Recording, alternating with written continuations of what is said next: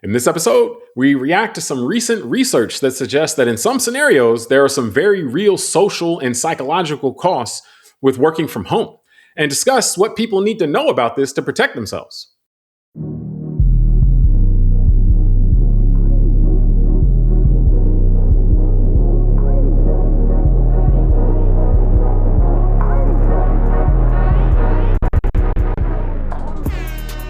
Hello! Welcome to the Call Like I See It podcast. I'm James Keys, and joining me today is a man whose takes are so wild, you may think he is not a human being. Tunde Ogunlana.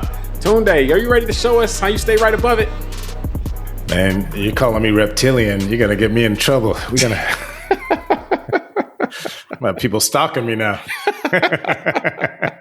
I'm a human, everyone. Don't start. Yeah. It's the internet. James, it's the internet. You're going to get me in trouble, man. This is the internet. You're right. I might have a guy come up with an AR-15 shooting my door up and looking for the basement, bro. Oh, man. And we live in South Florida. There's no basements. Yeah, I went too far, man. I went too far. Now, before we get started, if you enjoy the show, I ask that you subscribe. Like I own pizzerias up in here and stuff, man. Come on. Subscribe, like the show on YouTube or your podcast app. Doing so really helps the show out. Recording on June 23rd, 2026. And Tunde, we recently came across some pretty extensive research from Emma Harrington and Natalia Emanuel about remote work and how it's affecting many people, particularly from a social and psychological standpoint. One thing that was really notable to me in this is that they made clear that they weren't coming at this from the standpoint of they're trying to say working from home is bad or that shouldn't happen or anything like that. They weren't trying to poo-poo on that necessarily. As a result, it came off very differently as the attacks on remote work that you'll see from the capital class, when, it seems more like they just want to get people back in the office, for control and domination's sake, So this seemed like a information that could be used to help people deal with, like, what are the challenges that people face and how can we deal with this, so to speak. So the information or the research raised some really interesting questions on the toll that many people have faced with working from home, and whether certain life situations or circumstances may make it more particularly risky and so forth. So to get us started, what do you make of these recent studies that we've seen about the remote work and how it may make people more lonely and sad? I think it's very interesting. I think it's very believable, understanding people, right? That being working alone, if you really are remote and alone, that can have an effect on your psyche and your emotional state and all that. So I think it's very interesting. I think you make a good point too, that the messengers and how they deliver messages with these kind of observations is important. And so you're right that there's been a tension between, I think, a lot of people on the working side versus a lot of the people on the employer side, kind of employer versus employee. And for some employees, it can feel very authoritarian and all that when they're being asked to come back into the office, maybe full time, not just for 2 days a week, but for 5 days a week type of thing. But to see a study in places done where the productivity doesn't seem to be impacted, like you'll see that kind of like, well, what's going on? Yeah, exactly. And I think that's probably a case by case per employer as well. There might be some employers that are just authoritarian and they want to have control, and they think that if people are out at home, they're just farting around no matter what the productivity numbers show them, right? And there's probably others that are really more laid back about it. And as long as the work is getting done and the business is advancing, they're fine with people being wherever, whether they're in the office or not. So I'm sure there's a case by case from the employer side. And it's nice to see a study like this that is nuanced and that I think brings about some of what I would say is two observations for me that come out of this. One is the structural changes in society. I was thinking a lot, and I'll share it in the conversation, my thoughts about kind of going back like 200 years when we were switching, kind of beginning the transition from agrarian to industrial age, and some of the things that probably people couldn't imagine that would happen 100 years later. And then also the just kind of the complexity of humans, started thinking about, James, like the fact that solitary confinement is considered a form of torture, right? And so and not to say this is solitary confinement, but this idea that human beings are social creatures. And so it's been identified that if you put somebody in solitary confinement, that is a way of torturing them by taking them away from socializing. Yeah, So like the not the confinement part, but the solitary part. correct, Like yeah, it's exactly, yeah. both, like You so could be what? confined, yeah, with 10 Yeah, people and probably be okay for a while, but being confined alone is very stressful, right? yeah. So, Well, now to me, what was interesting to me about this is that I think that our perspective may be reversed on this. Um, the original state of human beings is probably working from home. You talk about an agrarian society. You're not like going to the farm down down the other side of town and working for 8 hours and then coming home. Like you are working from home.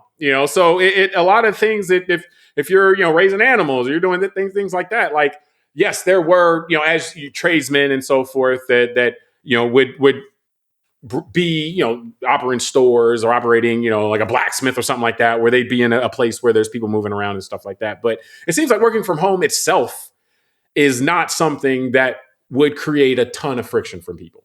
But you got to, okay, well, what's different about this? And so to me, the key insight here really was the if you live alone piece.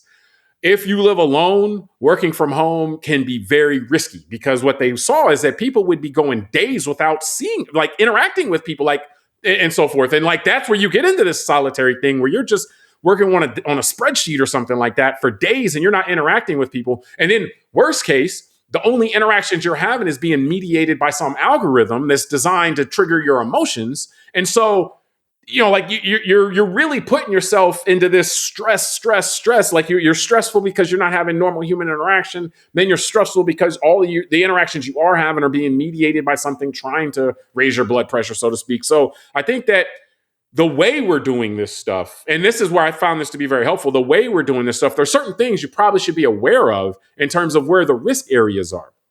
Because yes, when people worked on a farm, they had big families. They weren't out there by themselves, like they were doing that. And extended families, like if you have generations of people maybe on the same in the same general, farm and so forth. So what replaced that is you'll go to a workplace and you're making friends. You're meeting new people and so forth like that, and or getting to know people better, and you're interacting with people, and the water coolers and all this other type of stuff. And so when you take away all that stuff, you do lose something. Again, you're probably gaining productivity by not having the water cooler there, but you're losing something else. And those are the things, if we recognize that we're losing, then at minimum, you can take active steps to deal with that. And so that you can kind of manage the fact that, hey, I'm not getting enough socialization. And particularly, like I would say for you and I'll kick it back to you. For you and I'd say this would be a blind spot for both of us, because on your hand, at your home, on my hand, at my home, we have families here. So even though we might work from home, we're dealing with the kids. You got your kids you're dealing with, I'm dealing with my kids. You got your wife you're dealing with, I'm dealing with my wife. There's never a dull moment. So it's like, I'm not sitting here just locked in. I'm figuring out, okay, I got to finish this work so I can get out here and I got to do this for the kid or something like that. So the blind spot that I had was like, oh yeah, if you're alone, then this could be something that you need to watch out for. Yeah. No, it's interesting because you mentioned a couple of things that make me think. One is I've been an entrepreneur for 11 years. So I left corporate America back in 2015. And you're right about that water cooler talk. That was one of the first things I realized once I was just working on my own. Like, man, I'm so much more productive due to the lack of interruptions that I was having in an office.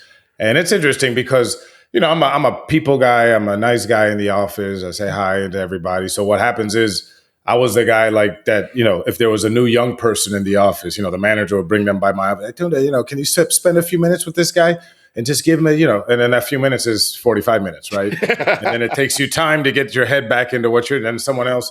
So that's the kind of, then, people want to talk to you about the game last night and all this stuff. So I found that, I was getting my kind of regular day done by 2 or 3 in the afternoon. Oh, wow. I remember early as an entrepreneur, I didn't know what to do with myself the rest of the day. It was weird. You figure it out after the first year, but it was just an interesting experience it made me think of. But the other that in preparing for this discussion made me think of actually is the contrast with what you just said about how we operate.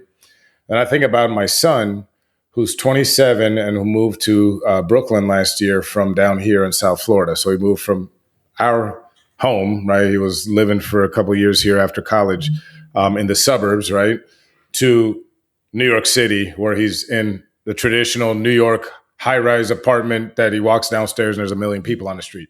And so it's interesting that he's, as cybersecurity, he falls into what I saw here in the one of the studies where 25% of the survey respondents say they spent the entire day alone. He falls into that category.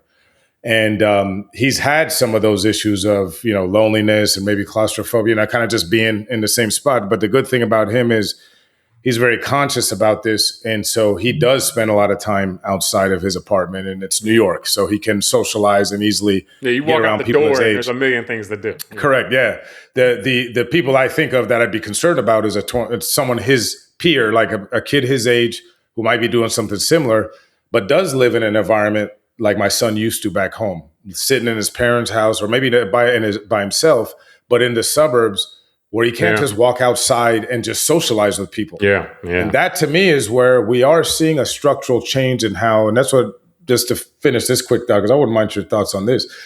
As I was thinking and preparing for today about the agrarian to the industrial age, I was thinking about imagine being alive in the founding of this country, like in the late 1700s. Everybody's got farms. The biggest buildings are like the churches and a big plantation house, right? But it's not. Think about 100 years later, by the late 1800s, you had skyscrapers in places like New York because of the technology of steel and the ability to make it a lot stronger because of technological changes in metallurgy and being able to forge, put these molecules together and all that. And that created high rises, which created a different environment for working. And then we had factories like in the early 20s. So what I'm saying is it's probably impossible for somebody in the year 1800 to imagine what working would look like in the year 1900. And I just feel like we're probably at the cusp of that now because of this transition to the information age where we may lack the imagination to see what working might look like 50, 80 years from now. And we're beginning that shift, and this is where all these arguments are going to start happening about what can we do? How can we work? What is productivity? Blah, blah, blah. Yeah. So no, it's a good point. The other piece, and you brought it up with your son, is I think that youth as a part of this is something that we have to keep an eye on as well. Like there's the alone part that can affect people at any age. But when you're young, the office offers a lot, because when you and I, again, because of our age, you're a little older than me. But when you're coming up, you've told me about how you guys you're working at the office, then after, we'll go to happy hour or whatever, people are together. I know for me, it was the same kind of thing, Fridays, hey, happy hour, hey, everybody goes from the office and goes there. There's those types of things were just a normal part of the kind of the inertia that was going on. So you join a job, an office, and you start just, filtering in with that kind of stuff. And so the social piece on having people there at work is one part. And then another part is when you're young, you're in an age where you're not going to have a family at that point. You're going to be trying to meet people. You're going to be trying to learn about yourself and what kind of things do you like to do? After work, you want to go to a movie or you're going to go to dinner, you're going to go to the bar, all these different types of things. And if you're working from home, all of that requires, particularly like you said, for your son, if he's in New York City, that's easier. The hurdle to actually doing all that is much less. But if you live in the suburbs or just in smaller towns where it's okay, I could go out, but where am I going to go? And I don't have a group of people I'm going with necessarily. And so it just creates a lot of additional hurdles for a lot of the traditional socialization that has been, apparently been protective for people. If we're seeing harm coming from the lack of it, then we can assume that the supply of it was helping people and so forth. So I think that essentially, if you have to be more intentional and actually have to go over additional hurdles in order to keep yourself social, you hopefully people can do that individually, but then also hopefully it can be something that people can work on from a collective standpoint as well, making sure that there's action being taken. I know some businesses do this. There's organizations that do this because, as you pointed out before, people are social creatures, and so it's very important to not build in all your habits that don't involve, if they don't, not involving socialization. You want to have some habits that involve that as well. And I know that you had mentioned, and I know we want to get out of here, but just one other thing I wanted your thought on was the productivity piece, just from the standpoint of with young people as well, learning a new, like when you get in somewhere, like you said, people would come when they came to you in the office and they're like, oh yeah, here's the new guy, yada, yada, yada. And then people learn a lot, in that setting as far as how to operate, how to do that business and so forth. And remote work makes entry-level jobs conceivably much, much harder as well, which, has its own knockoff effect. So any thoughts you wanted to share on that before we get out? Yeah, man. I think that's all. That's why I said this is kind of, this is probably going to take a generation to figure out, because you're right. There's so many, and who knows, right? I mean, someone could argue with me if I took a time machine 200 years ago about all the benefits young people got from working on a farm, right? I'm sure they would, right? Yeah. So my point is, I'm thinking, like you said, like all the benefits I got as a young person coming out of college, let's say at 22, 23 years old, and going into an office. And like you said, whether it's happy hours, whether it's sitting in the conference room, watching the two older people talk to a client, and me learning just through osmosis the little social cues and how to deal with people. Whether it's seeing the cute girl, before I met my wife at the office, and learning to deal with those dynamics about all that stuff, right? So it's like, to me, part of, again, we're getting back to what? Social, right? A social setting, about being around other people. How do you behave? How do you the etiquettes, boundaries, all that kind of stuff is kind of discovered as a young adult. Once you, I guess, in our society, right, it's kind of generally leaving the house after high school. And for many people, there's a college buffer.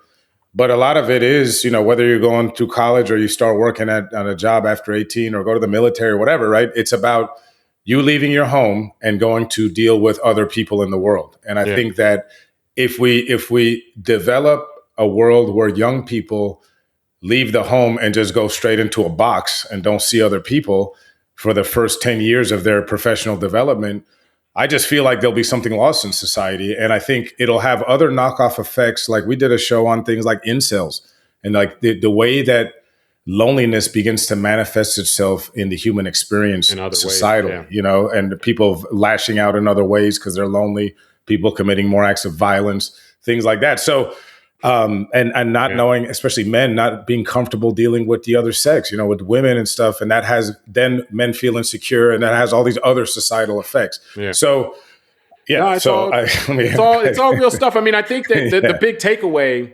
is that of all the things, all the things that were part of our lives, the workplace was something that had importance beyond just a place to get a paycheck or a place to develop a craft. They had other importance. And so if that's going to be taken away, or if that's going to be de-emphasized, we're going to have to be more intentional. It's not the end of the world.